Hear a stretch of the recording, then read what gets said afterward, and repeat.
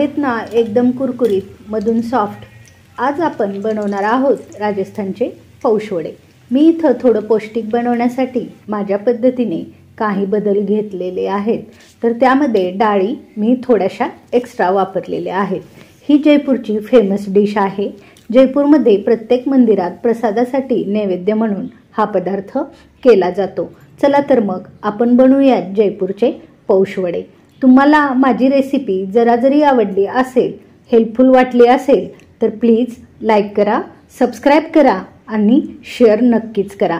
आपण आपल्या येणाऱ्या पदार्थाची किंवा खाण्यामध्ये जे येणारे पदार्थ असतात त्या पदार्थाची पौष्टिकता आणि त्याची व्हॅल्यू समजून घ्यायला पाहिजे।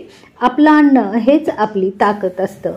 तर चला मग वड्यासाठी लागणारं साहित्य बघून घेऊयात। 1 वाटी हरभरा डाळ, अर्धी वाटी सालीसगट मूग डाळ, अर्धी वाटी मसूर डाळ, अर्धी वाटी मोड आलेली मटकी। इथं तुम्ही साधी मटकी अख्खी घेतली तरीही चालेल। अर्धी वाटी राजमा आहे, असेल तर घ्या, नसेल तर इथं तुम्ही चवळी वापरू शकता।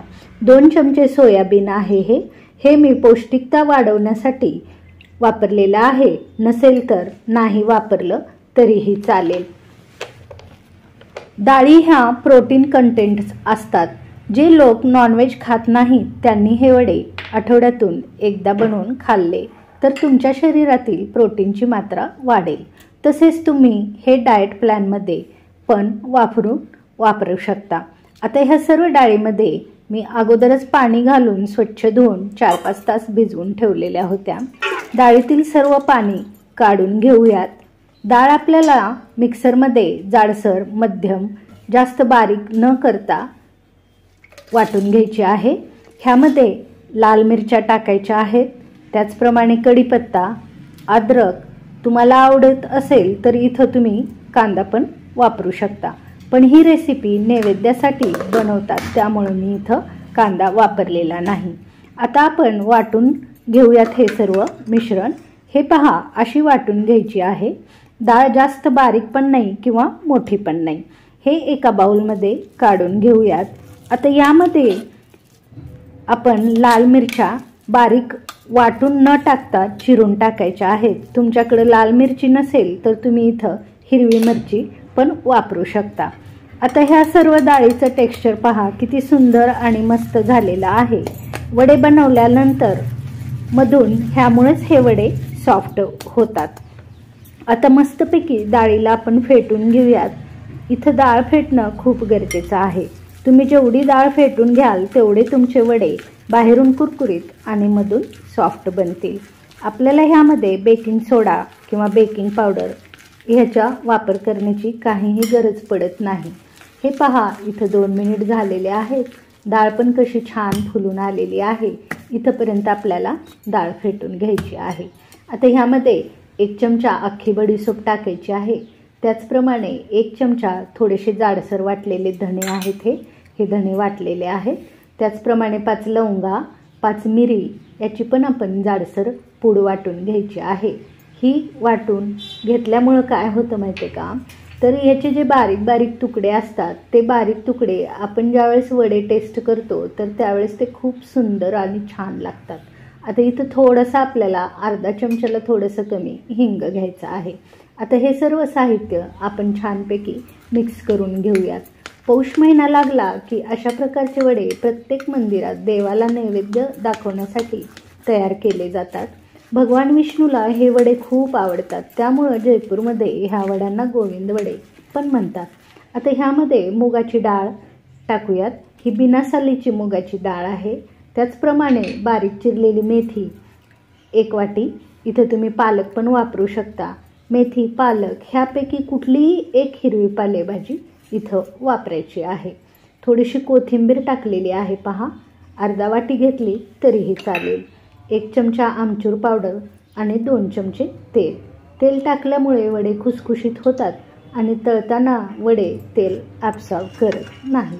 आता ह्या बॅटरमध्ये आपल्याला छानपैकी व्यवस्थित सर्व साहित्य मिक्स करून घ्यायचं आहे आणि परत एकदा आपण हे बॅटर छानपैकी फेटून घेऊयात। थंडीच्या दिवसात तुम्ही नक्कीच हे वडे एकदा करून पहा। चहासोबत खूप सुंदर लागतात। मकर संक्रांतीला पौष वडे जयपूरमध्ये घरोघरी बनवलेले जातात आणि ते वडे तेथील लोक आवडीने खातात। त्यामुळेच मी ही रेसिपी तुम्हाला दाखवत आहे। तेल इथं गरम झालेलं आहे। आता आपण वडे टाकून तळून घेऊयात। तुम्हाला तळून घ्यायचे नसतील तर तुम्ही इथं स्टीमरमध्ये स्टीम पण करू शकता। वडे स्लो टू मीडियमवरच तळून घ्यायचे आहेत, तरच मधून सॉफ्ट आणि वरून कुरकुरीत होतील। मीडियम टू हाय गॅसवर अगोदर आपण तेल गरम करून घ्यायचं आहे, नाहीतर मधून कच्चे राहतात। तुम्ही वड्याचा आकार चपटा, गोल अशा प्रकारे पण करू शकता। ही सिंपल जरी रेसिपी वाटली असेल तर ह्यामध्ये प्रोटीनची मात्रा भरपूर आहे। वडे टाकल्यानंतर लगेचच चमचा घालायचा नाही आहे, ही टीप लक्षात ठेवा। वडे थोडेसे रंग बदलत आल्यानंतर आपल्याला दोन्ही बाजूने हे वडे खालून वर असे दोन्ही बाजूने आपल्याला करून छानपैकी कुरकुरीत होईपर्यंत आपल्याला मीडियम गॅसवर तळून घ्यायचे आहे। हे वडे कुरकुरीत तर मस्त लागतातच, त्यामुळं हे वडे सर्वांना आवडतात। आता छानपैकी गोल्डन कलर येईपर्यंत आपण हे वडे तळून घेऊयात। छान कलर आलेला आहे पहा। आता एका डिशमध्ये आपण हे वडे काढून घेऊयात। आलाय ना वड्यांचा कुरकुरीत छान मस्तपैकी आवाज। तुमचे हे वडे अशा प्रकारे छान कुरकुरीत बनतील जर तुम्ही माझ्या वड्याची recipe step by step follow केली तर। तुम्ही नक्की करून बघा। अशा प्रकारची वडे तुमच्या घरामधील प्रत्येक व्यक्तीला आवडतील, लहानापासून मोठ्यापर्यंत। पौष महिना लागलेला आहे आणि संक्रांत पण जवळ आलेली आहे आणि गोविंद म्हणजेच विष्णू, विष्णूला नैवेद्य दाखवायला हे वडे करून अजिबात विसरू नका। हे बिना कांदा लसणाचे वडे खूप छान बनतात। जर तुम्हाला कांदा आणि लसूण आवडत असेल तर तुम्ही नैवेद्यासाठी न करता हे कधीही चहासोबत खाण्यासाठी इव्हिनिंगला हे वडे बनवू शकता। तुम्हाला माझी रेसिपी छान वाटली असेल तर सबस्क्राईब नक्कीच करा। Thank you for watching my channel Mokshada's kitchen.